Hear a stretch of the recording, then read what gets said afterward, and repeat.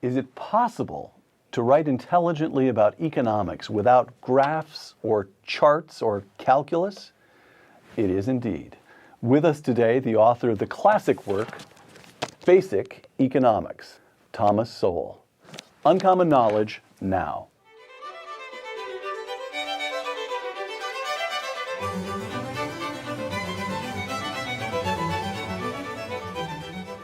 Welcome to Uncommon Knowledge. I'm Peter Robinson. Thomas Sowell has taught economics, intellectual history, and social policy at such institutions as Cornell, UCLA, and Amherst. The author of more than a dozen books, Dr. Sowell is now a senior fellow at the Hoover Institution. His latest work, a new edition, the 5th edition of his classic work, Basic Economics. Tom Sowell, welcome. Thank you. Why it is a point of pride with you that this book does not contain charts and graphs and calculus and regression analyses. Why is that important to you? Because I want people to read it. and if you make it unreadable, they're not going to read it. 2 sentences from Basic Economics. Life does not ask us what we want. It presents us with options. Why would you put those 2 sentences in the introduction to an economics text? Because so many people, when they think about economic issues, act as if we have a sort of a whole rainbow of options out there, and that we can just pick a little bit here and a little there and so forth. And no, the options that we have are usually much more limited, and we have to realize that whatever we do will be within those constraints. So economics, as construed by Dr. Sowell, is choices in conditions of scarcity. Yes. It's essentially a tragic discipline. You always want more than you have or more than you can get. Yes. You're happy. I was expecting a little pushback here, but you're happy to call it the dismal science. No. The science isn't dismal. Life may be dismal, but the fact is that we have to operate within the constraints that we have. And if we think we have a much wider range, we're going to make some very foolish mistakes. Thomas Sowell, economist. Point A. In 1948, as a young man who had dropped out of high school, you tried out for the Brooklyn Dodgers. Oh my, you're bringing it. We have. I want you to know, Tom, nothing you have done since elicits greater admiration on my part. You tried out for the Brooklyn Dodgers. Point B. In 1958, you graduated from Harvard. How did you get from A to B? I flunked the tryout with the Dodgers. I mean, I came in there and I looked at this short right field wall. I said, "Oh boy!" And there was an old building behind the wall with, abandoned. I said, "Well, I'll hit a few through those windows." And then I learned that the Dodgers gave you a fielding test first, and only those who passed the fielding test got the bat. All right. I salved my feelings by reminding myself that they lost Johnny Mize doing that. All right. But 1948, you're a kid who's been grown up substantially in Harlem. Mm-hmm. You went to a good high school, but you were forced to drop out. And 10 years later, you graduate from Harvard University. What is the chain of events that leads somewhere along the way, somebody discovered that young Thomas Sowell was a very bright kid? How did this happen? Actually, nobody discovered that. I just persisted. At some point, I decided I would apply to Harvard. Had I known then what I know now, I would have realized the odds were hopelessly against it.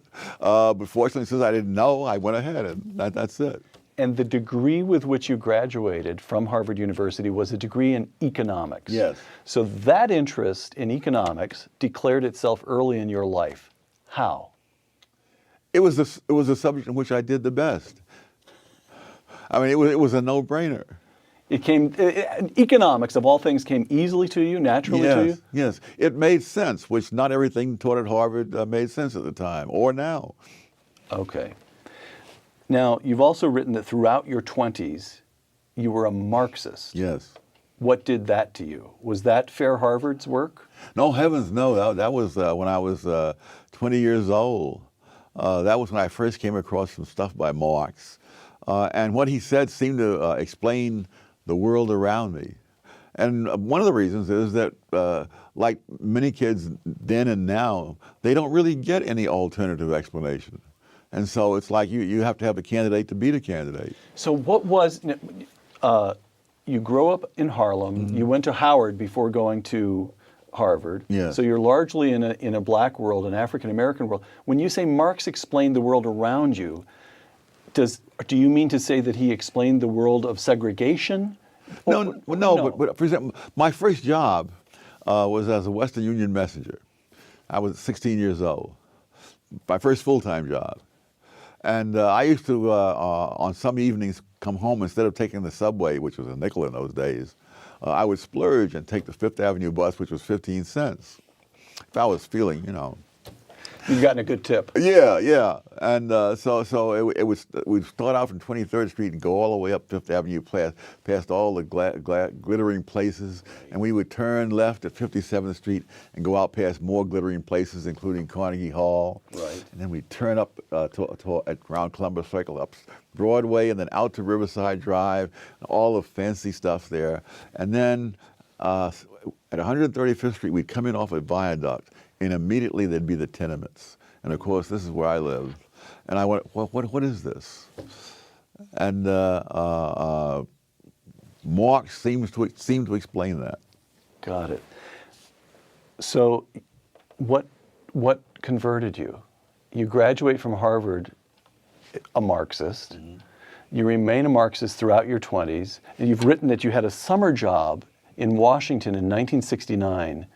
1960. 1960, I beg your pardon, in 1960, that helped to, that just changed your views on economics. Well, explain that.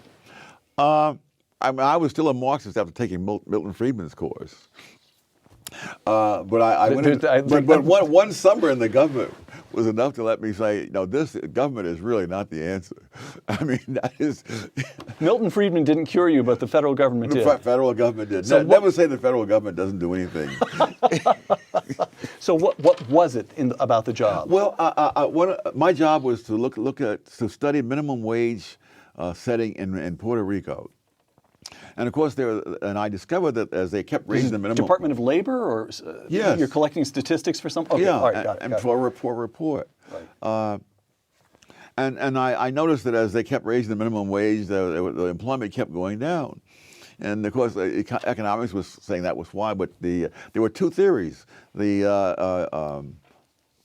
unions said that the reason it was going down was that there were hurricanes came through, a series of hurricanes during the time they collected the data, and that it destroyed the sugar cane in the field, so there was less required to be processed. And so the question is, which of those is right? And I thought, I'd been trained in Chicago, that if there are two different theories, there must be some factual thing that would be different, at least in principle. So I spent the whole summer trying to figure out how would I test this? And finally I came in one day and announced to the little group here in the office that I have it.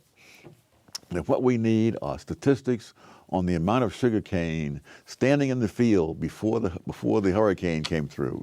And I'm waiting for the congratulations, and I can see looks of shock in the room, like this idiot has stumbled on something that will ruin us all, And I realized I was concerned as to whether this law was beneficial or not beneficial to low-income people. They were concerned because this law was providing 1/3 of the income of the U.S. Department of Labor.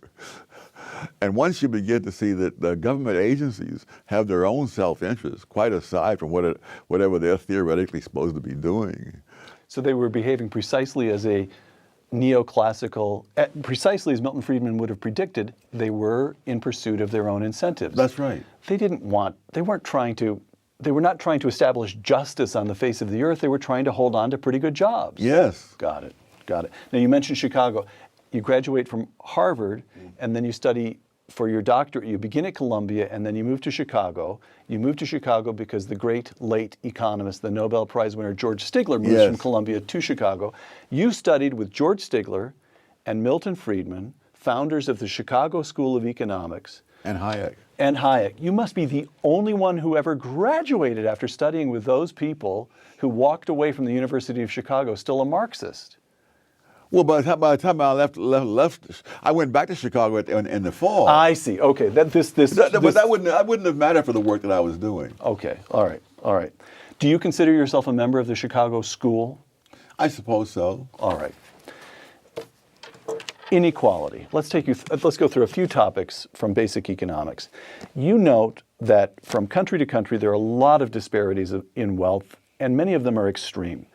The per capita GDP of China is less than 1/4 that of Japan. That of India is barely 10% of that of Japan, and you offer a number of comparisons like that in basic economics. Quoting basic economics, many find such disparities both puzzling and troubling.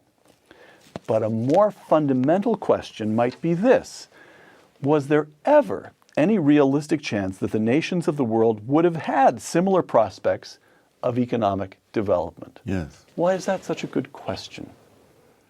Because it means you don't have to look for a boogeyman to explain why everybody's not making the same money or having the same wealth. All right, you talk about a number of factors, including factors as basic as waterways, mountains. Explain geographical differences in economic development. There are rivers, for example, on all the continents, but they aren't the same rivers. On the Zaire River in Central Africa, which is longer, I think, than the Mississippi. But in a space of 150 miles, there are more than 30 cataracts. And the water falls a total of almost 1,000 feet. The Mississippi River falls at a rate of 4 inches per mile. They are not the same river in terms of being able to transport anything back and forth. One river can open up an entire continent, the other does no good at all for trade, essentially. That's right. And as you go into other kinds of things, there are all these anomalies. One I mentioned is that something like 90% of all the tornadoes in the entire world take place in the middle of the United States. Most of the geysers in the entire world are in Yellowstone National Park. The Earth is a strange planet, it turns out. We picked the wrong planet, but here we are. Inequality within the United States. Basic economics, again, I'm quoting you, Tom. Although people in the top income brackets and the bottom income brackets, the rich and the poor, as they are often called, may be discussed as if they were different classes of people, often they are in fact the same people at different stages of their lives. Close quote. Yes. So getting worked up about income inequality is pointless, ill-informed? But, yes, and sometimes it's simply a propaganda trick, depending on who's doing it. I read Piketty's stuff. Thomas Piketty, the French economist, who published a book this year called Capitalism. Right, and he's a star around the world for doing so. And he talks about how the top 10% are separate from the rest of us, and they are able to do all sorts of nefarious things. And then since then, I've gone and done a little research, and it turns out that 56% of all American households will be in the top 10% at some point or other in their lives, usually when they're older. Wow. Over half will be in the top. All right. Yes, and actually, and when you get down to the top 1%, it's even more incredible. Of all the people in the top 1% in the course of a decade, the great majority, are there 1 year. Only 13% are there 2 years. And so we're talking about people who have a spike in income in 1 year for some reason or other. They inherited something. They sell their company. They have assets accumulated over the years, and they sell them in that 1 year. I mean, in the year, I haven't checked, but I wouldn't be surprised if I hit my income peak when I sold my house on the Stanford campus, and have never been near that since. No, and of course, it was all absorbed in paying for another house elsewhere. So welcome to California. Right. So Piketty, I'm glad you raised Piketty, because I had a question or two about him. As I understand it, his basic argument is that the return on capital, examined over many decades throughout the Western world, the return on capital exceeds the rate of economic growth. Therefore, holders of capital will get rich faster than anybody else. And holders of capital tend to be consistent over time, one family shifting capital to the next generation to the next. And so you get income inequality, which breeds class distinctions, political tensions, and so forth. And Tom Sowell's answer to this is? Well, partly what I just mentioned, that over the course of people's lifetime, much of the disparity consists of different people at different stages of their lives. Right. So and moreover, over time, for example, back in 1951, people reached their peak income between 35 and 44 years of age. And those people in that bracket made about 60% more than people who were in their early 20s. Go forward a few years, and now they're making more than twice as much as people in their 20s. And go forward another decade or so, and now the whole bracket has moved up to 45 to 54. And now they're making 3 times what people in their low. And what it means is that as time goes on, the advantages of youth, namely strength and energy, count for less and less because machines provide the power.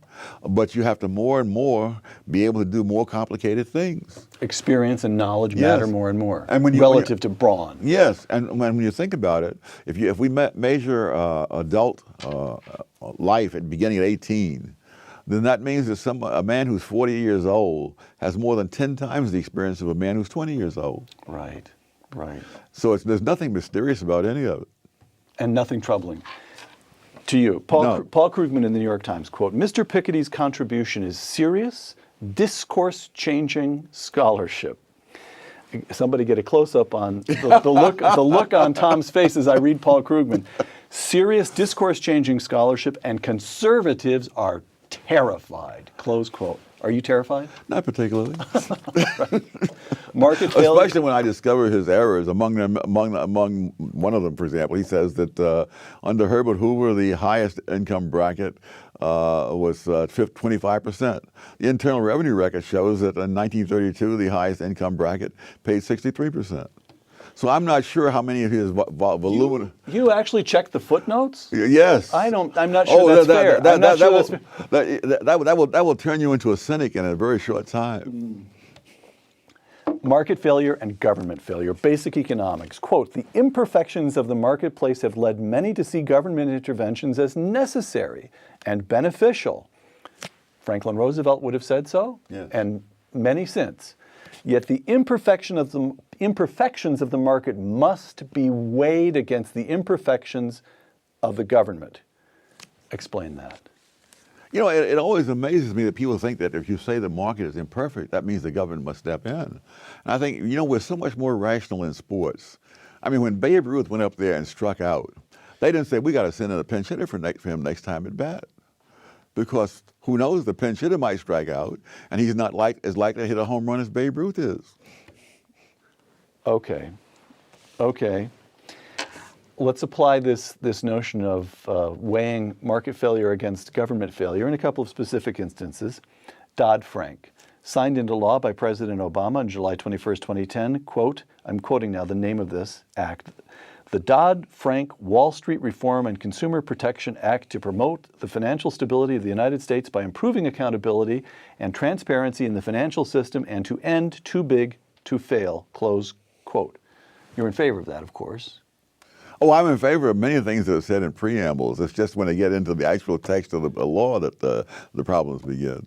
And Dodd-Frank is an example of what? Well, for one thing, it's an example of why the government doesn't have to learn from its mistakes. If you would have asked me who were the 2 men who did the most to bring on the housing collapse from which this economy has still not recovered, I would have said Chris Dodd and Barney Frank. Chris Dodd, Senator of Connecticut at the time, Barney Frank, longtime Massachusetts congressman. That's right. Both retired, incidentally, now. Good. But they left this behind as their legacy. And they did so how? That is, by having the government underwrite risky loans, and by, in fact, the power of the government being used to force private lenders to underwrite risky loans. Because if they didn't, they'd be set upon by by HUD, by the Federal Reserve, and Janet Reno threatened to prosecute those who weren't making enough loans to low-income people. So Senator Dodd and Congressman Frank enacted legislation and leaned on regulators to use the coercive power of the federal government to force the financial industry to take on more risk than it wanted to. Yes. And then they enacted this legislation to penalize the financial industry for taking on too much risk. Yes. And none of this this doesn't strike you as mad, or you've gotten used to the madness in the federal government. Well, in fact, just the other day I saw where the federal government is now going to be supporting house loans with 3% down. Which here we go again. And you ask, well, why don't they learn? And the answer, they do learn. They learn that they gain the political benefits of doing things like that. And when it blows up in their face, they can blame someone else, and then they can come back later and make the same mistakes with probably the same benefits. All right. Obamacare, signed into law by President Obama on March 23, 2010, the formal name, the Patient Protection and Affordable Care Act. And this, at last, represents an example of judicious government intervention in a market where it was pricing ordinary people out of health. Why are you laughing, Tom? It really is amazing how these con games are played. Actually, the premiums have gone up, but it would have been a disaster if they hadn't gone up, because the deductibles have gone up. I mean, at a sufficiently high deductible, I would be willing to set up an insurance company and insure you for $10 a month for everything imaginable. And I say, we'll have $1 million deductible. Got it. And after you've had all your illnesses that could happen to you, and you're maybe $800,000 or $900,000 out, I still wouldn't have laid out a penny. Okay. So, by the way, now the debate, Republicans have won both houses of Congress. The new Congress will be sworn in January, and the debate now is, should Obamacare be fixed or repealed outright? Repealed outright, that would fix it. All right. The Federal Reserve Bank. The Wall Street Journal earlier this month, quote, Federal Reserve officials are seriously considering dropping an assurance that short-term interest rates will stay near zero for, quote, a considerable time. These are the two magical words that the Fed has been using again and again in recent months. They'll keep the rates near zero for a considerable time, and now they're thinking about dropping that phrase as they look more confidently toward rate increases around the middle of next year. Question one, since the financial crisis of 2008, how has the Fed served us? Badly. By keeping the interest rates low, they're, for example, depriving a whole generation of a decent return on money that they saved, which would normally go into the marketplace and earn them a decent rate of interest. But now the Federal Reserve is keeping the interest rate low, and so they won't get it. And that's unfair primarily to older people. That's true, but it's more than unfair. It's a bad allocation of resources. If someone wants to set up a business and is willing to pay 5% for money to do that, and the government comes in and follows a policy that brings it down to virtually zero, then the investments will not go where they would have gone ordinarily in a free market. So they're messing around with a whole system of price signals, and who knows the misallocations that are taking place. Yes. All right. The counter-argument, though, Tom, is that in 2008 we had a very serious crisis. It was a shock to the financial system and the whole economy. And legislation was enacted requiring of the Federal Reserve not only price stability, but to do what it could to encourage maximum possible employment. And so the Fed is saying we just have to have easy money, because even let us grant that Dr. Sowell was right, that the government is largely responsible for the mess in the first place by monkeying around in the house. Grant it all. People are out of work. Ordinary Americans are hurting. We, the Fed, have to keep money easy in this economy to keep the economy at least sputtering along so more ordinary people don't hurt worse. It sounds good. Thank you. It's only if you look at history that there's a problem. For example, there's a book out which is called The Forgotten Depression. I haven't read it, but I know what it's about. And so now when Warren Harding takes office, This is James Grant's new book, right? I think so. Okay. All right. When Warren G. Harding takes the office of president in 1921, unemployment was something like 12%. Pretty bad. Yes. Harding did absolutely nothing except cut back government spending because there were less taxes coming in, so he cuts back the spending. Now, obviously, the Keynesians would say, "Oh my God, what is wrong with the man?" Right. The following year, the unemployment rate was around 6%, and the year after that, it was around 4%. And Harding did absolutely nothing again. So when people say things like the government has to do something, I say, have you ever studied what happens when the government does something compared to what happens when they don't do anything? And for 150 years, the government of the United States did nothing when there was a depression. No depression during all those 150 years was ever as bad as the Great Depression of the 1930s, in which the government did more than it had ever done before in its entire history, under both Hoover and Roosevelt.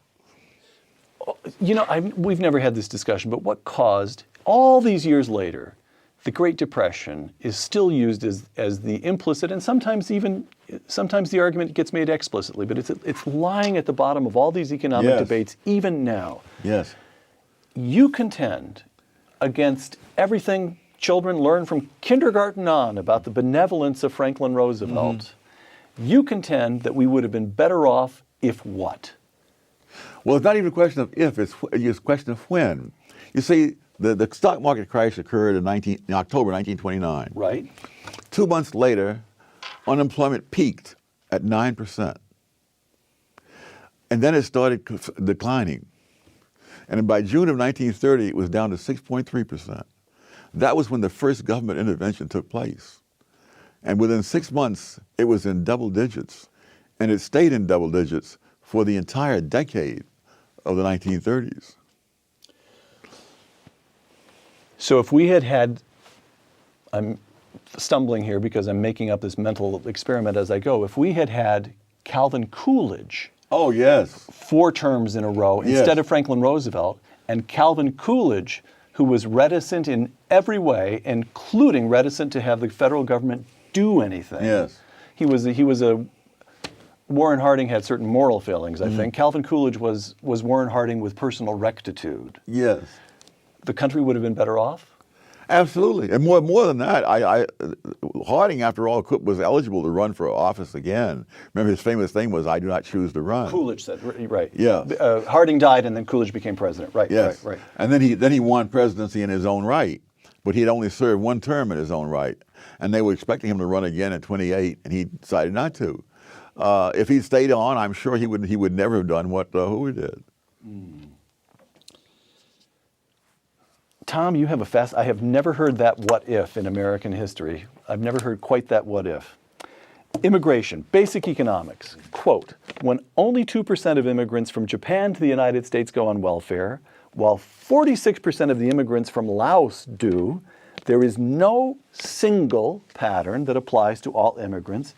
Everything depends on which immigrants you're talking about and which periods of history. Okay, here's the assignment. The period is today, and the immigrants we're talking about are the roughly 11 million, that seems to be the best estimate, roughly the 11 million who are in this country illegally, overwhelmingly from Mexico. President Obama has issued an executive order protecting about 5 million of them from deportation and other legal penalties. A humane act. Well, see, one of the things about the immigration debate is they talk about immigrants in the abstract, and there are no immigrants in the abstract, as that passage indicates. And we don't know who those people are that are here. They may all be PhDs from the University of Chicago, in which case they should all stay. Or they may in fact be people who majored in sociology at Berkeley, in which cases get them all out of here as soon as possible. But we don't know. That's one of the problems of so-called immigration policy. We don't have an immigration policy unless we control the border. It doesn't matter what our policy is. If anybody who wants to cross the border can cross, then our policy is just a bunch of words on paper. Okay, so I think I hear you. I think I can deduce from that set of comments 2 policies. One is, for sure, you get control of the border. Yes. That's just obvious. We get control of the border. But from that point forward, you're as dubious about the editorial position of the Wall Street Journal, which is consistently pro-immigrant, as you are dubious of the President of the United States, because your point is neither one of them really knows in enough detail Yes. who these 11 million people are, whether they're doing net good or harm to the economy. So you don't buy the Wall Street Journal argument that, No. that on net, surely they're doing more good than harm, more economic good than harm. You don't buy that? No, and especially when they're trying to talk about having people in agriculture. I mean, this is a country that has had a chronic surplus of agricultural output for decades on end, costing the taxpayers billions upon billions of dollars. But because the federal government subsidizes the output, the surplus, right? Yes. All right. Yeah, yes.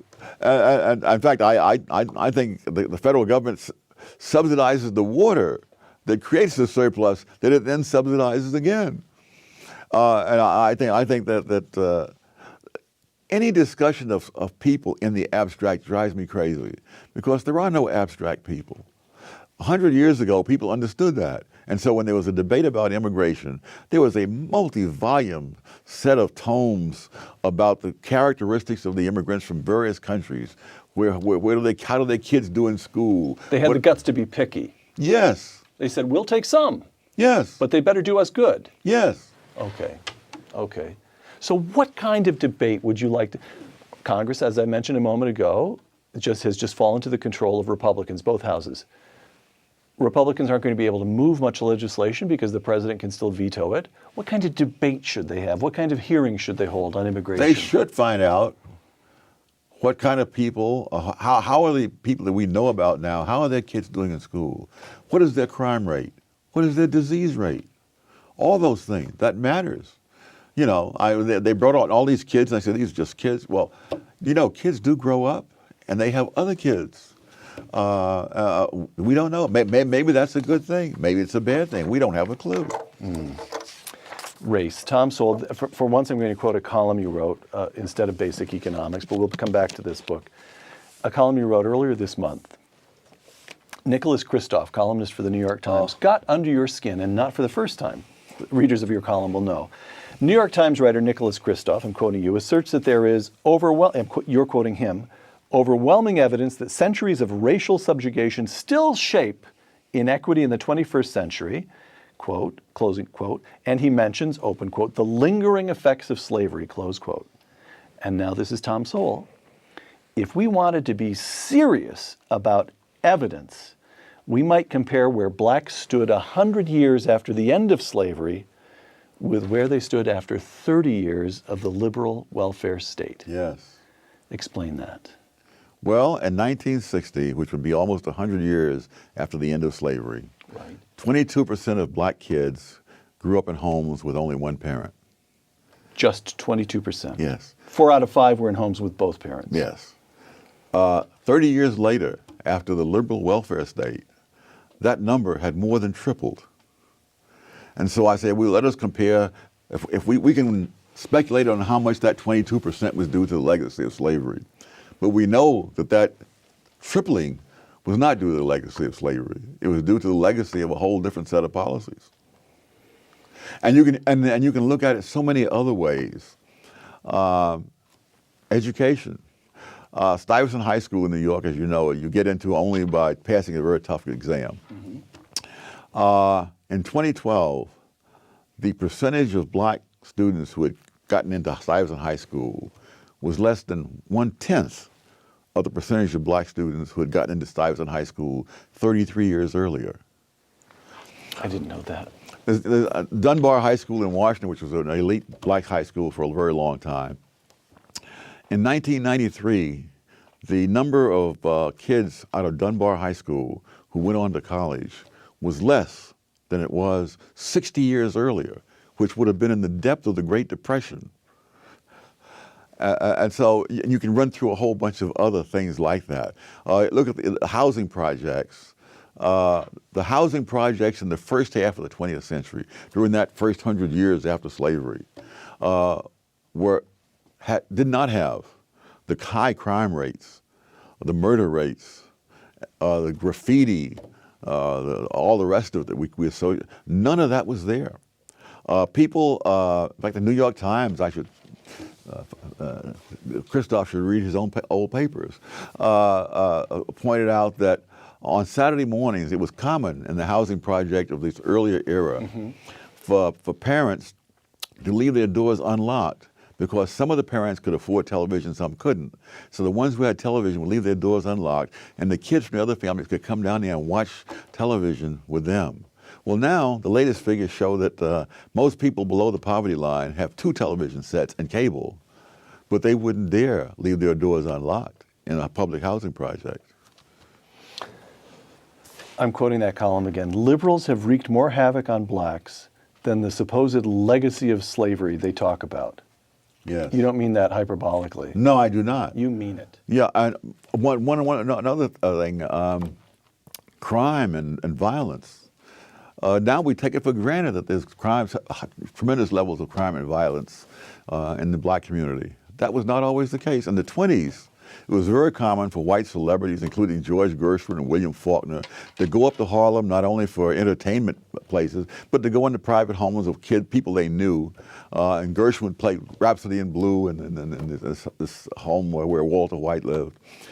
Milton Friedman, when he was a graduate student at Columbia, he and the lady he later married would go dancing at the Savoy Ballroom in Harlem.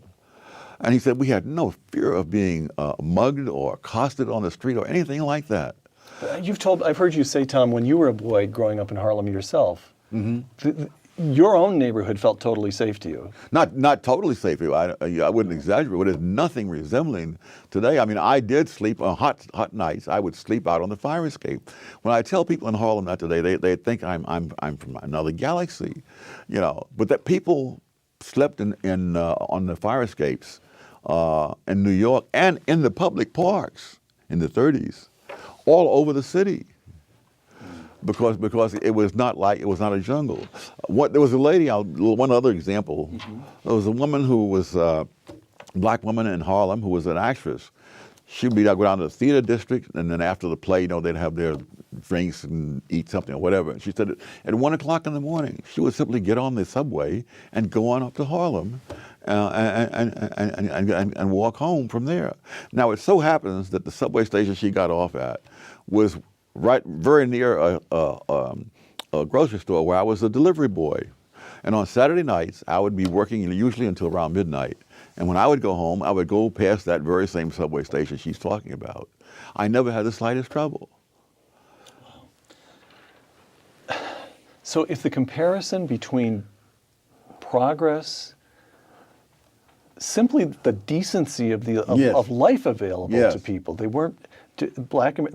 Families were intact, and schools worked, and the neighborhoods were more or less safe. People were able to lead decent lives. If the contrast between that world and the world we inhabit now is owing so directly to liberal policies intended, so we're told, to help African Americans, why do African Americans support the more liberal of the two parties, the Democratic Party, at the rates of 90 and more %? Why is the first African American president so deeply committed to promoting and extending liberal policies? Why is his African American attorney general, again, so deeply committed to affirmative action and other? Why? This makes no sense. I don't think we could be enough hours for me to answer all of those. But to take the political thing, one of the things I discovered in the research for my book I'm currently working on is that leaders of groups that are lagging in countries around the world almost invariably have counterproductive policies for them.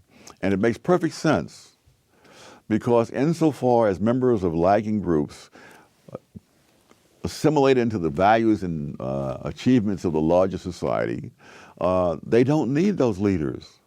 You see this. You look at the history of the Czechs in the 19th century. People are worried that the Czechs are all learning to speak German. Well, at that time, if you wanted to become a professional person, scientist, anything like that, you had to use books that were written in German. Right. Simply because the German acquired a volume of literature centuries ahead of Czech. And yet they fought tooth and nail against that. If you look at in Sri Lanka, one of the arguments that was made there to the Buddhist leaders was that if we don't do something, the Tamil minority will assimilate members of the Sinhalese majority, and then there'll be no Buddhists or Sinhalese in another several generations. And so, I mean, there's no mystery to me as to why Jesse Jackson says what he does, or Al Sharpton and others, because that benefits them. But it does not benefit the people they lead. And all the incentives are for leaders to lead people into things that don't help the people, but help the leaders. What you'd create there would be an exception for Dr. King, though, wouldn't there? Yes, but one of the things he was different because he was earliest, or what? Why? What's different about him? Well, it's like insurgent movements in general. When an insurgency starts off, by definition, it has an uphill battle. Now, and you can look at the history of Christianity, for heaven's sake. If you're going to be a Christian in the Roman Empire, you know, before in the first century, you had a lot of grief to go through. Now, but after Christianity becomes the official religion of the Roman Empire, this is a bonanza.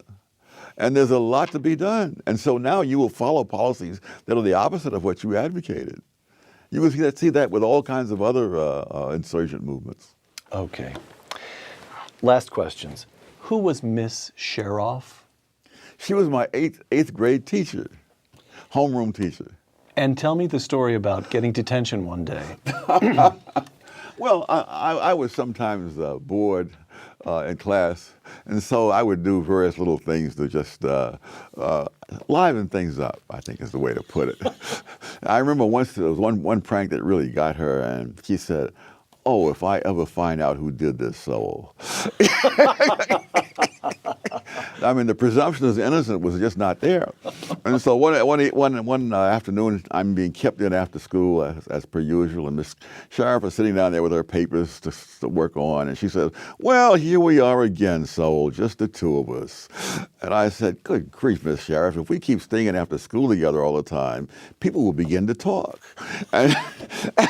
And she said, "We'll just have to live with the scandal." She didn't even look up from her papers. Okay, now combine that story with this quotation from Basic Economics, where government restricts its economic role to that of an enforcer of laws and contracts. Some people say that such a policy amounts to doing nothing as far as the economy is concerned. However, what is called nothing has taken centuries to achieve. Yes. So you put Miss Sheroff together with that quotation from Basic Economics, and you get Tom Sowell's view of the world, which is that human beings are unruly, they need constraints, even as the 8th grade Tom Sowell needed to be punished needed to be kept after school. There was no Eric Holder to keep them from punishing me. Heaven knows I might have gone into become a criminal. So your view is that life is hard. Mm-hmm. People are not angels. No. They need social structures. They need laws and a government that enforces the law and gives us some stability and civil comedy is doing enough. In most cases, yes. In most cases, yes. All right. Another person from your past that I'd like to know about. This is from a recent column. Professor Sterling Brown. Oh, yes. Sterling Brown remains as much a hero to me in my old age as he was when I was a freshman at Howard University. He wrote bitterly eloquent attacks on racism, and yet when I was preparing to go off to Harvard, he said to me, "Don't come back here to tell me you didn't make it, because white folks were mean." Yes. Close quote. Sterling Allen Brown, who's known to the rest of us as an important poet, a literary figure, you knew him how? And I took 2 classes from him. One was in literature, but one was in creative writing. And a number of people who took his classes have gone on to become well-known writers, by the way. I knew nothing. I didn't know he was a writer or anything else when I took his class. I see. So what did he mean when he said to you, you knew that he knew that racism existed because he wrote about it? Yes. And yet he said, what's he saying? He's saying, don't let it hold you back? What is he saying to you? That's right. And he was essentially burning my bridges behind me so that I wouldn't dare show my face on Howard University campus if I didn't make it at Harvard. I see. So you can't stand self-pity. Is that part of what's going on here? Partly, yeah. And somehow or other, the liberal project plays on pity. Yes. And in fact, in the book that I'm writing now, I discovered this is true not only in the United States, it's true in England, and the situation is wholly different. And yet, if you read the data, for example, from London, the educational tests and so forth, you see that there, immigrants from Africa pass this test they have. I'm talking about low-income people now. Nearly 60% of the time. Blacks from the Caribbean, like 50%, so on. Native-born whites in the same low-income bracket pass this test 30% of the time. And it's the same thing. The foreign people come in, they haven't had generations of being steeped in the welfare state vision, the vision of grievances, victimology, and resentments, the idea that there are enemies out there dedicated to keeping you down. That's the message that's been pumped into the head of the white lower class in Britain, and that's the image that's been pumped into the black low-income people in the United States, and the results are the same in both cases. What would Sterling Allen Brown want to say to Al Sharpton and the protesters in Ferguson today? I don't know. What would you say to them, to Al Sharpton and? Well, I'm sure it couldn't be repeated on television, but I would say nothing actually. Why is that? I am sure that Jesse Jackson makes 10 times as much money a year as I do. And I don't think I should take on the project of convincing somebody to reduce his income by 90%. All right. Tom, I had dinner with Milton Friedman about 18 months before he died. He was still in perfect health at this stage, as far as anyone. As you know, he was in robust health and mentally acute until he was gone, really. And we were talking about his career. And then he became silent for a moment, and he said, the challenge for my generation, meaning mine, Milton Friedman's generation, was to establish an intellectually rigorous defense for human liberty. And then he pointed to me and said, the challenge for your generation will be to keep your liberty. Yes.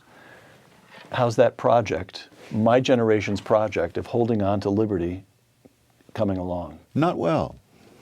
One of the reasons I'm glad to be as old as I am is that it means I may be spared seeing what's going to happen to this country, either internally or as a result of international complications. You think that America's greatest days are gone, full stop, that it's irreversible? Nothing is irreversible. All right. Nothing is irreversible. But I think that we're like a team that's coming to bat in the bottom of the ninth, 5 runs behind. We can win it, but this is not I wouldn't bet the rent money on it. Last question. What would you say, I was talking about Milton talking to my generation, what would you say to the next generation, what would you say to your grandchildren's generation about what they should be, with the America for which they should be preparing themselves? Since I don't know what that America is going to be, I don't want to say anything to them. But I don't think. By the time they get here, I think the issue will have been settled one way or the other. By then, it will be irreversible. It'll be either we will have pulled out of the dive, as it were, or else it will be all over. You know, I like to end shows on a kind of upbeat note. Are there any cookie recipes for Christmas you'd like to share, Tom?